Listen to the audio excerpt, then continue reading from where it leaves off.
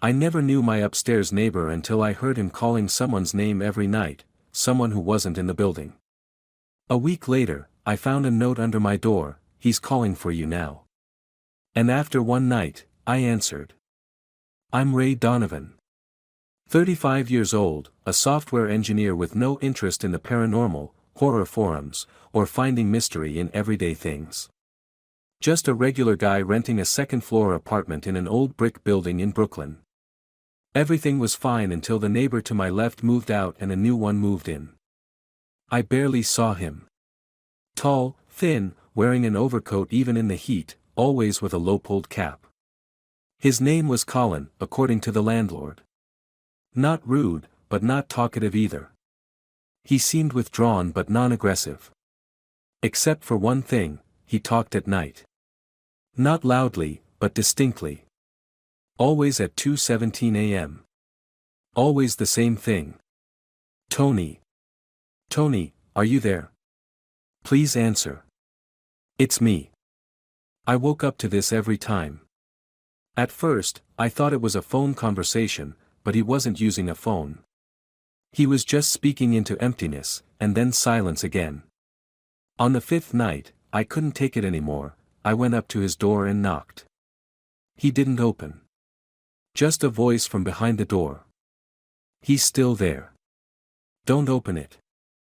I stood in the dimly lit hallway, the flickering light overhead casting strange shadows across the worn carpet. My knuckles still tingled from knocking on the cold wooden door. The voice from inside had been barely above a whisper, but I'd heard every word clearly, as if the speaker had been standing right beside me. Who's still there? I called back, leaning closer to the door. Colin. Are you okay? No response. Just silence so complete I could hear the building settling around me, pipes groaning somewhere in the walls. I waited another minute, listening for movement, but there was nothing. Finally, I returned to my apartment, double-checking the lock before climbing back into bed. Sleep didn't come. I stared at the ceiling, mapping the cracks in the plaster, wondering about my strange neighbor. Maybe he had mental health issues. Maybe he was grieving someone named Tony. There could be perfectly rational explanations. Yet something about his voice, the hollow, desperate quality of it, made my skin crawl. 2 days later, a letter arrived. Not through the mail, slipped under my door. On an ordinary sheet of paper, if you hear it, don't repeat it. He attaches to words. The name is the key. I read it several times, the paper trembling slightly in my hands. The handwriting was messy, hurried, as if written by someone afraid of being caught. Was it from Colin? It had to be. But what did it mean? Who was he? And what exactly attached to words? That evening, I ran into Mrs. Peterson from the first floor as I was collecting my mail. A retired schoolteacher who'd lived in the building for decades, she knew everyone and everything that happened here. Have you met the new tenant? I asked casually, sorting through bills. She adjusted her glasses. The young man in 3B. Such a quiet fellow. Keeps to himself. Yeah, Colin. Have you noticed anything odd about him? Mrs. Peterson pursed her lips. Odd? Well, he always wears that coat, even when it was 90 degrees last week. And he never seems to leave during daylight. But people have their reasons. She leaned closer. Why do you ask? I hesitated. Just curious. He talks at night. Always at the same time. Oh. Her eyes widened slightly. What does he say? He calls for someone named Tony. Mrs. Peterson's expression changed, a subtle shift I couldn't quite read. Tony. She repeated softly, then shook her head. I don't know any Tony who's lived here. Not in the last 20 years, at least. I decided to record him. The next night, I set up my phone to record, put in earbuds, and lay down. Right on schedule, he started speaking. Only this time, I heard him crying. And at the end, he whispered. He's in the wall, now he's in yours. A chill ran through me. I replayed the recording immediately. And that's when I noticed that behind Colin's voice was a second one. Barely audible.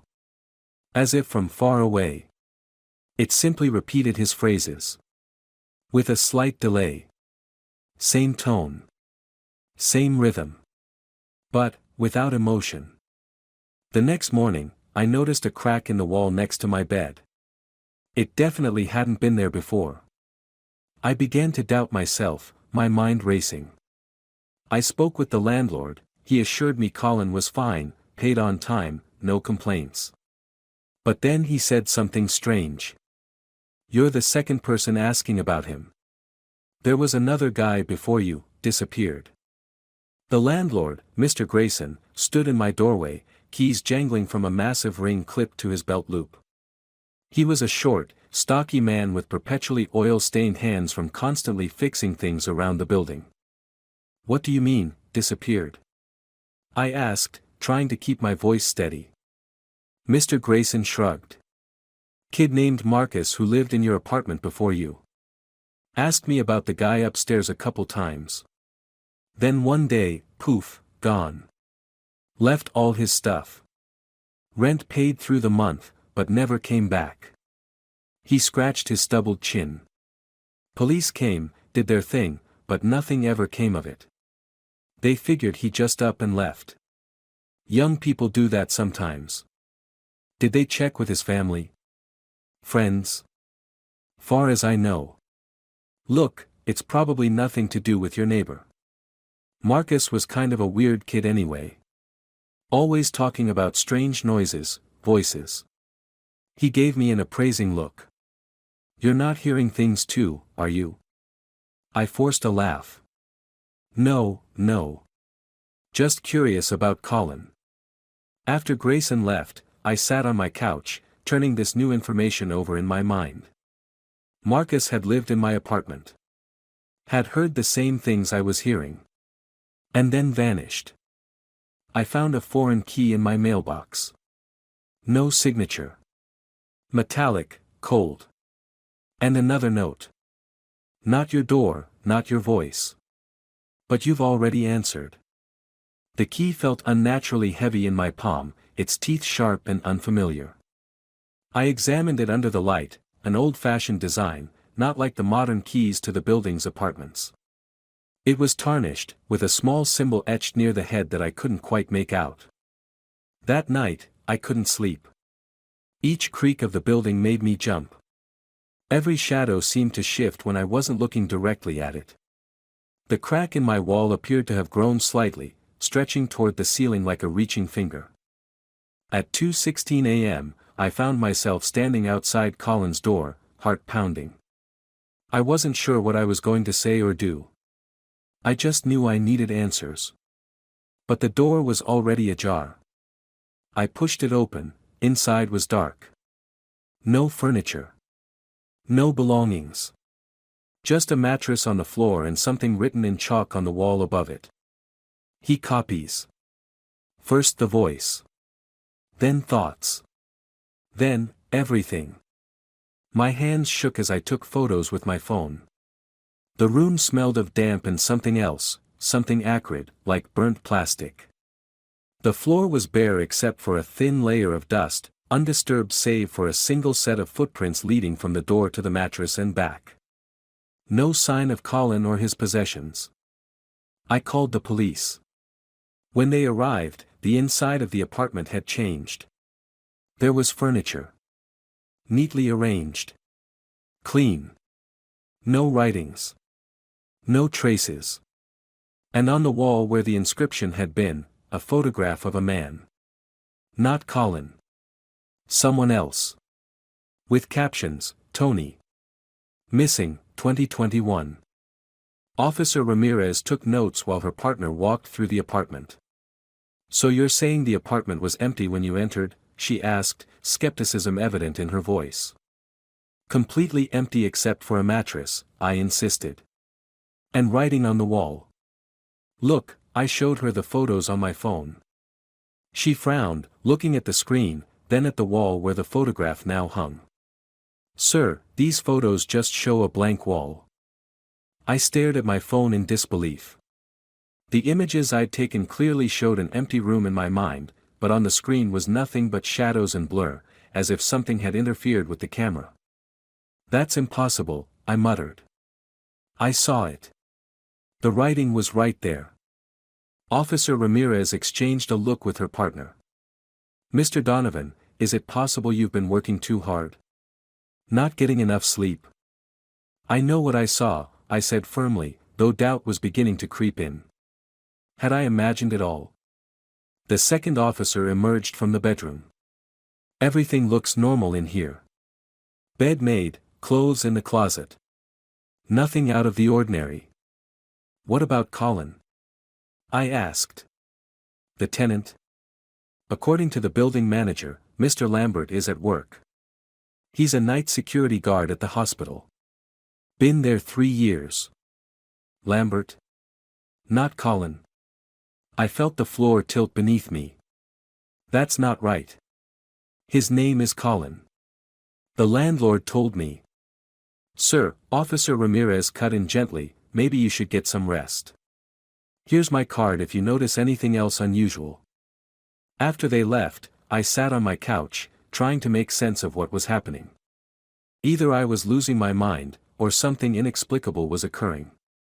Neither option was comforting. I returned to my apartment. Checked my recorder.